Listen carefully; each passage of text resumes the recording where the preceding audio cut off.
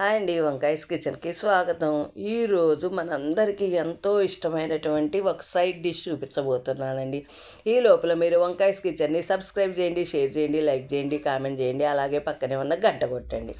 అదేనండి వంకాయ ఎల్లిపాయ కారం. ఈ వంకాయ ఎల్లిపాయ కారం కోసం మనం ముందుగా వంకాయల్ని శుభ్రంగా కడిగి తుడిచి పెట్టుకోవాలి.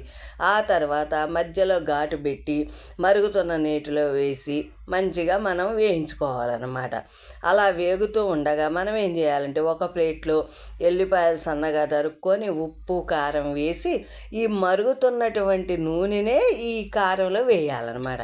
వేసి కొద్దిసేపు అక్కడ ఉంచిన తర్వాత చల్లారిన తర్వాత ఈ కారము వెల్లిపాయలు ఇవన్నీ కలిసే విధంగా కలుపుకోవాలి.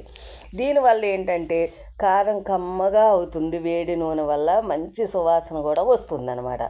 మనం ఆ తర్వాత ఏం చేయాలి, ఇలాగ వేగినటువంటి వంకాయలన్నిటిని నూనెలోంచి తీసేసుకొని పక్కన పెట్టుకోవాలి. చల్లారిన తర్వాత ఈ ఎల్లిపాయ కారాన్ని ఈ వంకాయల్లోకి పెట్టుకోవాలన్నమాట. ఇది సైడ్ డిష్గా బాగుంటుంది. అలాగే మనము ప్రతి ఒక్కళ్ళం కూడా డైరెక్ట్గా కూడా ఇష్టమైతే అన్నంలో కూడా కలుపుకొని తినొచ్చు. ఈ పప్పులు సాంబార్లో మేమైతే ఆ రోజు మామిడికాయ పప్పు వండుకున్నాము, అందులో తిన్నాం.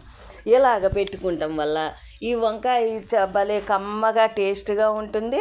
సైడ్ డిష్గా తినేటప్పుడు డైరెక్ట్గా ఇప్పుడు కొరుక్కోని వాళ్ళు కొంతమంది ఉంటారు. ఇలా చేత్తో ఇలా ఇరుక్కున్నా కూడా ఈ మెత్తగా ఉంటాయి అన్నమాట. ఇలా ముక్కలాగా కూడా వస్తుంది. అందుకని ప్రతి ఒక్కళ్ళు కూడా సైడ్ డిష్లో అప్పడాలు, వడియాలు, పెరుగు మిరపకాయలే కాకుండా ఇలాంటివి కూడా ట్రై చేయండి. చాలా టేస్టీ అంటే టేస్టీగా ఉంటుంది. ఎలా ఉందో కూడా కామెంట్ చేయండి.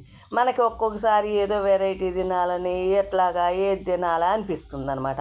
అలాంటప్పుడు ఇలాగ ఎల్లిపాయ కారం లాంటివి చేసుకోవడం వల్ల మంచి రుచిగా ఉంటుంది. వెరైటీ కూడా మనం అందరం తిన్నవాళ్ళం అవుతాం.